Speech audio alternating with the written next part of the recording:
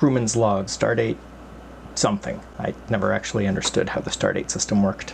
Okay, I understand that clickbaity top 10 lists are really popular on the internets, so here's a list of top whatever reasons I love Star Trek.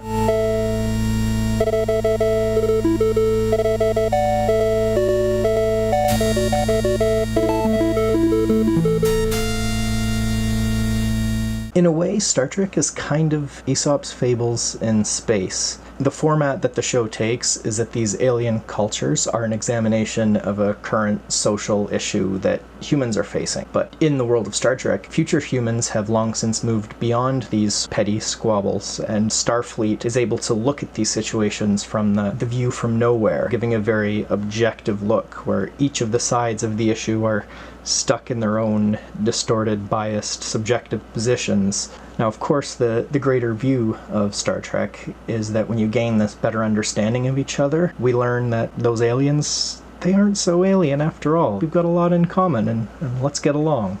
I think another thing that I really like is how, in a way, it's not totally realistic, but without being fantasy. For example, it really respects the format of the screen in the character blocking and the ships and the way they're positioned. If you really think about it, space battles should be much further apart.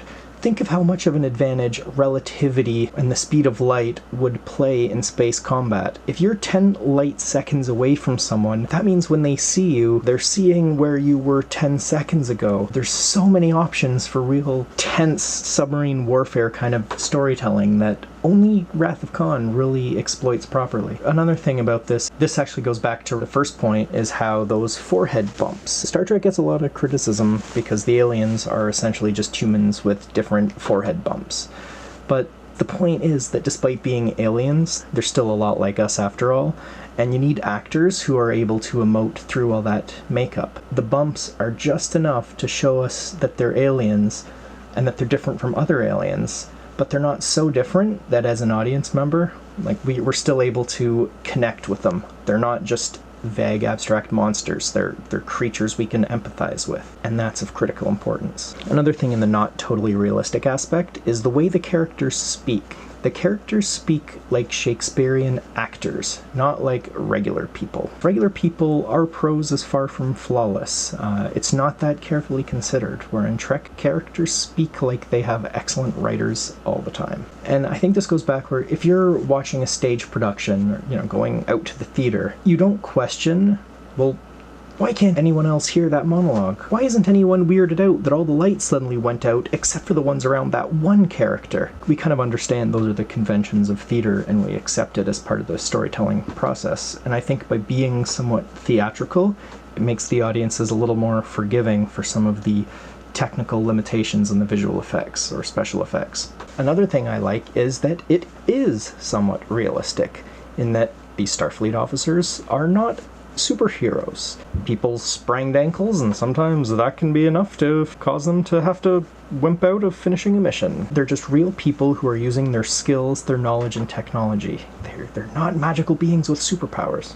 Another thing I really like is how Star Trek is really about conveying Enlightenment values and prioritizing the truth above all else. And with everyone else talking about fake news and posting crap, perpetuating falsehoods and reinforcing our pre-existing biases, I can think of a good number of people who could really benefit from having Picard give them a stern lecture on their first duty. Another thing I really like is that Star Trek allows for all kinds of storytelling. People will criticize the Star Trek movies for just being these huge action-packed spectacles. But that kind of storytelling does work in the Star Trek universe. Look at Yesterday's Enterprise and Best of Both Worlds. There's tons of incredibly combat-heavy episodes, but traditional TV is great for smaller one-off stories, but it's also great for real serialized content, much like a novel, which DS9 really delivered on. It really gives a great variety. You can have comedy, horror, action, drama, there's romance, there's just so much you can have inside this framework that it really gives a lot of variety of the storytelling. And the final thing, and this is probably one on a personal level that I find the most fulfilling, is the way that Star Trek is constantly challenging itself. It rarely rests on its own laurels. What the hell's a laurel? I think the best example I can think of this is the Borg. They're introduced as the worst enemy ever. They must be destroyed at all costs. They are mindless space zombies that are out to turn humans into drones. They're out to assimilate us, kill them at all costs. There's nothing redeemable about them at all. Oh, look, there comes Hugh, a scared, sweet, lovable Borg, who is also a victim of the Borg. Is he our enemy? Is he someone we should help? Well, they are their own species. Is it okay to annihilate them if we have this geometrical weapon thing to upload? What's the right thing to do here? It's tricky.